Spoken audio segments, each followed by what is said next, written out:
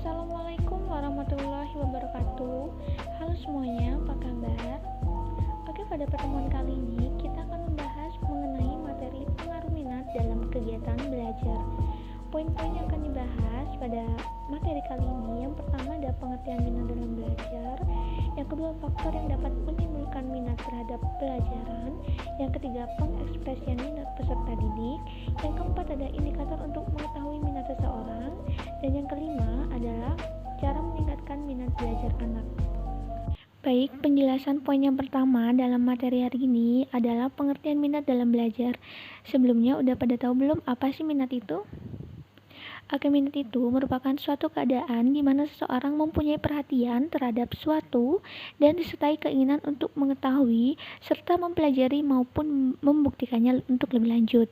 Minat itu timbul karena adanya perhatian yang mendalam terhadap suatu objek, di mana perhatian tersebut menimbulkan keinginan untuk mengetahui, mempelajari serta membuktikan lebih lanjut. Nah, hal itu menunjukkan bahwa dalam minat ini, di samping perhatian juga terkandung suatu usaha untuk mendapatkan sesuatu dari objek minat tersebut. Dan minat ini merupakan sifat yang relatif menetap pada diri seseorang.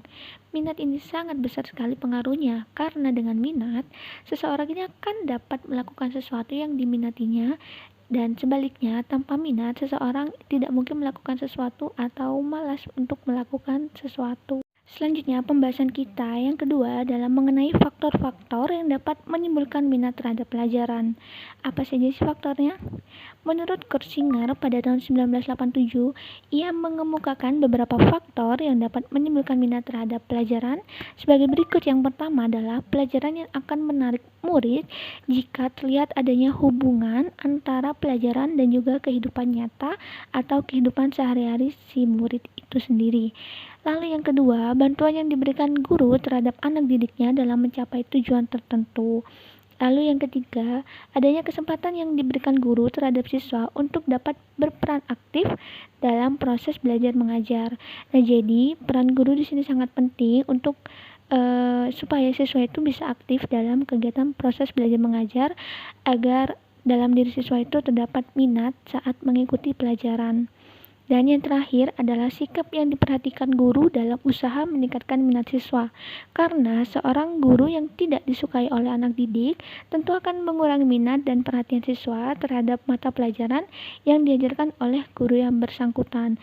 Nah, karena banyak ya kalau murid itu biasanya kurang minat terhadap suatu pelajaran karena tidak suka dengan sifat atau sikap dari guru yang bersangkutan dengan mata pelajaran tersebut. Untuk pembahasan yang ketiga adalah mengenai pengekspresian minat peserta didik. Jadi, Jamara pada tahun 2002 mengungkapkan bahwa minat dapat diekspresikan anak didik melalui tiga. Yang pertama, pernyataan lebih menyukai sesuatu daripada yang lainnya. Yang kedua, siswa itu berpartisipasi aktif dalam suatu kegiatan tertentu. Jadi, jika satu siswa itu terlihat aktif dalam kegiatan atau mata pelajaran tertentu, maka sudah dipastikan bahwa di dalam diri anak tersebut memiliki minat yang besar terhadap kegiatan atau pelajaran itu sendiri. Lalu yang ketiga adalah memberikan perhatian yang lebih besar terhadap sesuatu yang diminatinya tanpa menghiraukan yang lain atau fokus. Jadi, jika dalam diri peserta didik itu sudah terdapat minat atas kegiatan atau pelajaran tertentu, maka biasanya murid tersebut akan menjadi fokus atau tidak menghiraukan hal lain. Jadi ia hanya fokus pada hal yang diminatinya. Baik, pembahasan selanjutnya yaitu mengenai indikator untuk mengetahui minat seseorang atau minat peserta didik dalam mengikuti pembelajaran. Yang pertama, adanya pemusatan perhatian, perasaan, dan juga pikiran dari subjek terhadap pembelajaran karena adanya ketertarikan. Lalu yang kedua adalah adanya perasaan senang terhadap pembelajaran, dan yang terakhir adalah adanya kemauan atau kecenderungan pada diri subjek untuk terlihat aktif dalam pembelajaran serta untuk mendapatkan hasil atau prestasi yang baik. Dan untuk pembahasan terakhir dari materi kita hari ini adalah mengenai cara meningkatkan minat belajar anak menurut beberapa ahli. Yang pertama, menurut Usman pada tahun 1996, Pada hakikatnya, anak berminat terhadap belajar dan guru sendiri hendaknya berusaha untuk membangkitkan minat anak terhadap belajar. Jadi, peran guru di sini sangat penting untuk dapat meningkatkan minat belajar siswa. Lalu yang kedua, menurut Simajuntak pada tahun 1993, cara membangkitkan minat belajar anak diperlukan beberapa syarat seperti belajar harus menarik perhatian, sebagai contohnya mengajar dengan cara yang menarik, seperti mengadakan selingan atau ice breaking, lalu mengajak bercanda, dan menjelaskan dari yang mudah ke yang sukar, serta penggunaan alat peraga atau alat pembantu. Selanjutnya, menurut Rahman pada 1997, untuk menumbuhkan perhatian dan minat para siswa, pembelajaran dapat dikembangkan melalui pendekatan pembelajaran terpadu. Dan menurut Roy Jakers pada 2008, cara meningkatkan minat belajar siswa dengan menghubungkan bahan pengajaran dengan suatu berita sensasional yang sudah diketahui banyak siswa. Dan yang terakhir, menurut Ani pada tahun 2007, untuk mengemukakan pengaitan pembelajaran dengan minat siswa adalah sangat penting, dan karena itu, tunjukkanlah bahwa pengetahuan yang dipelajari itu sangat bermanfaat bagi mereka.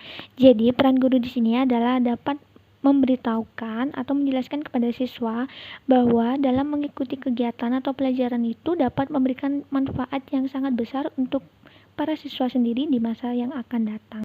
Dalam kegiatan belajar, juga dalam proses pembelajaran, maka tentunya minat yang diharapkan adalah minat yang timbul dengan sendirinya dari siswa itu sendiri, tanpa ada paksaan dari luar atau dari orang lain, agar siswa itu dapat belajar lebih aktif dan baik.